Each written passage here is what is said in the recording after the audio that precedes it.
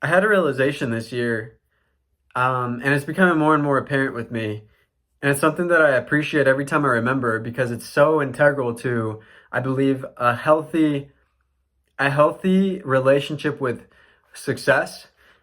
A healthy relationship with success because what I've always kind of thought of when I thought of self-development, self-improvement, success, it was always this blanket term, and it always felt like it was something that I was doing to meet the expectation of other people.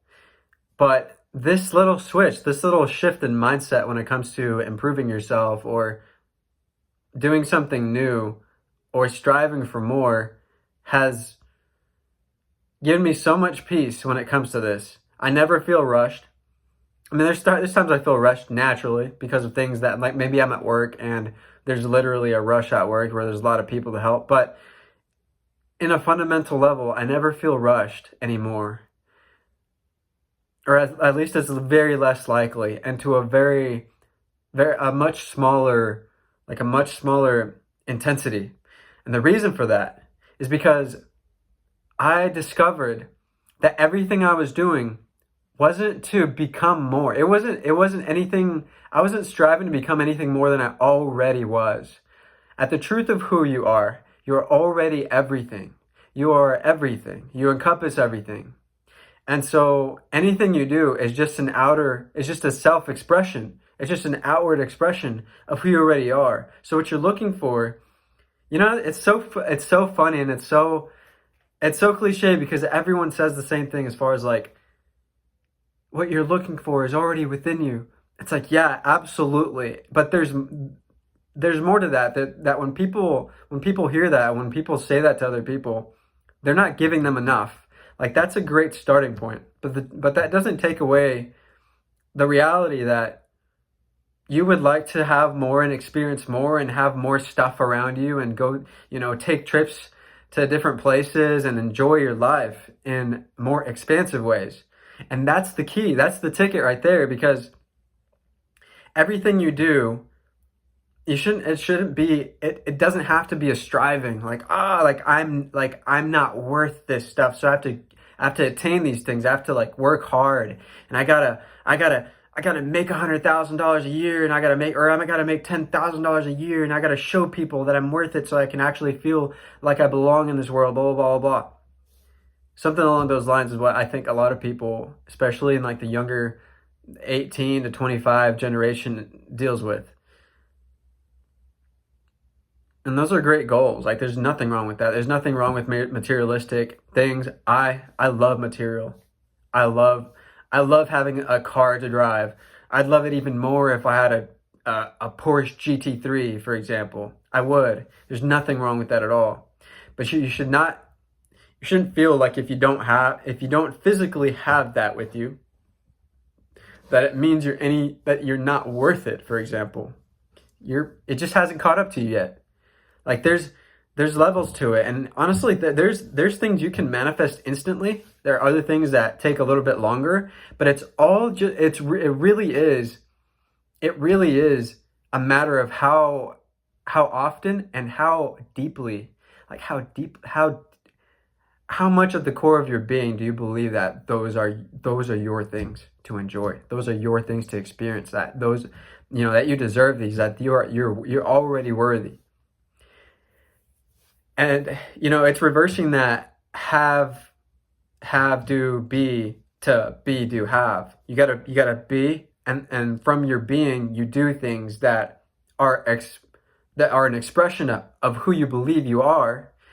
And then out of nowhere, seemingly out of nowhere, you end up having the life that you want. You end up having the Porsche GT3 or whatever car you like. You end up having the beautiful wife and kids and the great beach house, whatever it is that you're looking for. Because, yes, there's that visualization factor, but I believe that there's people that are, through visualization, they end up feeling more and more stuck, more and more like far away from the things that they're seeking, because their thoughts are on those material things. But material things, unless given life to breathe within you through your belief of knowing that you're worthy and that you are these things and more, and that they're all just outer expressions of the great magnificence and infiniteness that you are, they fall short because those things are lifeless without you.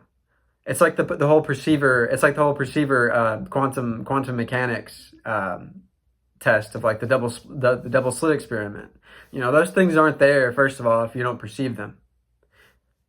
You know, it's like the whole, like, if a tree falls in the woods and no one hears it, did it make a sound? Whole thing. But it's deep. It's that, but it's deeper. Like that actually sheds light on a very deep truth, deep fundamental truth, that your self-image comes before all of those things. You have to see yourself being deserving of those things. You have to see yourself driving that car, but be okay if it doesn't happen at the same time. It's like the mindset of like, it's stickiness. Your mindset is so sticky, it's so attractive that those things have no choice. They have no choice but to come to you. Like they want to. They're like, where else would they go? You know, it's that whole thing. But to recap, you know, what I wanted to come onto this video for and shed light on was the fact that anything you want in this life is already yours. It's all like because you cannot be extracted from the universe. Like, you cannot be taken out of it. Therefore, you're connected through this web. It's all you. Like, it's already you. And everything you see, everything that you want, should be thought of from the perspective of, I'm doing this as an expression of who I am. Like, all the things around me have been attracted to me from the central point, my self-identity, who I believe that I am.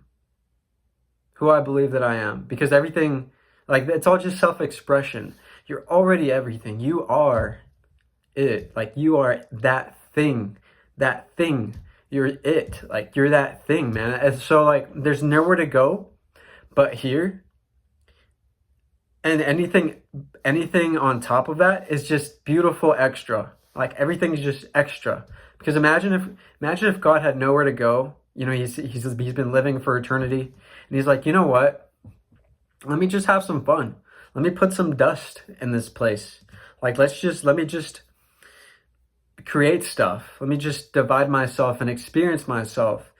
All just to express myself. All as just a way to experience myself, because I'm infinite and I can experience infinitude if I just create dust. And so you got this dust that comes together, and vibration moves it all around, and it brings things together in solid form.